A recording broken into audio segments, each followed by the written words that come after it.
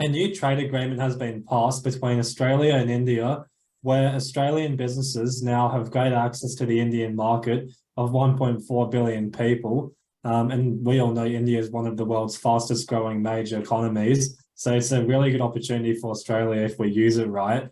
Because it opens up serious windows of opportunity for business owners who are looking to expand and especially looking to create global operations, which can lead to more profits, less expenses, and stuff like that. So, and it's especially going to impact the export market for those business owners who choose to use it. But can you outline what's been happening and what happened between this deal, what's entailed in it between Australia and India, and also how it's going to affect the Australian economy? Yeah, so this has been coming for a while. This agreement started under the coalition, and it's been underway for, oh God, I reckon 5 or 6 years, and could never really get off the ground. And then all of a sudden, it started getting momentum towards the back end of the coalition, especially when the war in Ukraine broke out. It gave India. And if you notice over the last 12 months, India signed free trade agreements with quite a few nations, European Union, the UK, Australia, the US, and I think off the top of my head, Brazil. And it's been doing that forever because, as you probably heard me say, I strongly believe that India is the next China. And if you were a half-decent businessman in the export field, that you would never ever go to China to export your goods. You would have went to India originally anyway, because it's a better market, it's a growing market. It doesn't have the age problems that China's got. You know, China's going to have serious problems, worse than Japan, around the aging population due to its one-child policy, which then is going to have other political problems, and then it's going to look inward like Japan did, and basically self-destroy. It's still going to be a massive market because it's 1 billion odd people, 1.2, 1.3 billion people. But India is a lot better. It's also an ex-British colony, so you've got sort of common law-ish ideas. It was said to me once by an Indian guy that I know. He goes, India will be really, really good when my parents' generation die. And what he was saying by that is, because he was my age, his mid-40s, he's saying is that the problem with his parents and his grandparents and everyone of that ilk in India is they believed in the red tape system and the very bureaucratic, super, red tape. You've got to get documents stamped 85 times, just to file something. The new generation that's taking over India and taking over the businesses of India are all Western educated. They're all PhD or master's holders.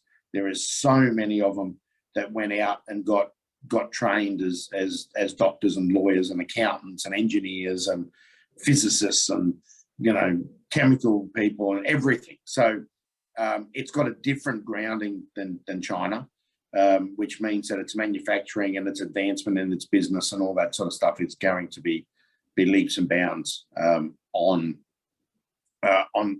China and even on Russia. And the market is huge, and it's slowly going to get its shit together. So expect the next probably 10 years to be a really good windfall into places like India, and then you'll have a lull, and then it'll spear off again. Exactly what happened with the China boom, but the India boom, because it's a democratic country, it's got free-ish and open markets, will power ahead. The couple of things that need to be fixed really immediately is the caste system, which then affects. So the caste system in India is just a fucking abysmal system, but it has political problems as well, because you get different borders. I can remember driving around India. I can't remember where it was. We're flying along this highway, beautiful road, 3 lanes each way and all that sort of stuff. And then all of a sudden we get to the boundary of the state, and it fucking just turned into a dirt road, right? And it was just like, fuck, what happened there? And it was, and the driver that we're with said, oh, we're now in a different state. So they don't care about the infrastructure. They just care about, billions of dollars and going spending in the casinos. So they've still got those problems, and they'll slowly sort it out. But watch this space. India is going to be really, really, really good for Australia, as long as we, once again, don't fuck it up. And businesses need to look at India and the Middle East as markets, and Indonesia, Philippines and that, and basically forget China.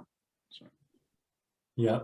So as a business owner, what kind of things practically would you be doing to actually capitalize on this whole Indian deal and be able to tap into that market?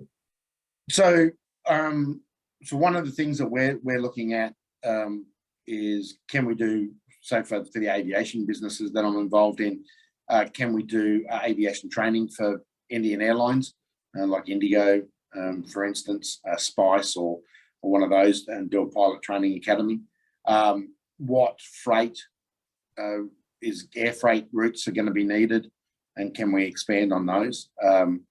And between us girls on here, we're working on a deal at the moment that could see a couple of 747s doing the route between Australia, Malaysia, India, the Middle East, and back again. So you have one going this way and one coming that way. And that's all off the back of the expansion that's happening in the Middle East and the expansion that's happening in India and Asia, and especially for good Australian produce. So you bring medicines and clothing and stuff in, and then you take produce, fresh fruits, vegetables, and stuff back out. So that's something that we're looking at now. If you're in the IT sector, I know everyone says that India has, the best IT in the world. Well, it's might have the best call centers and the best programmers and some of that sort of stuff. But some of the good technology platforms actually come from places like Australia, just that we can't get them up here. So go and work over there. Mass manufacturing. India manufactures some of the largest volumes of white goods, TVs, motorbikes, cars, you name it, they manufacture it.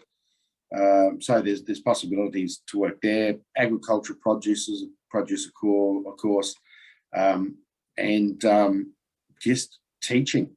I think one of the biggest things that we can do is not university-style teaching, but basic plumber, electrician, motor mechanic, all that sort of stuff, because we've got higher levels and higher skill in all those fields than they do. A lot of their stuff that they do is still bush trade type stuff. It's very haphazard. But as they open up and allow people in, train, advise, and all that. So there's heaps of stuff. Anyone in any industry, if you can't find something to do in there, you're not looking hard enough.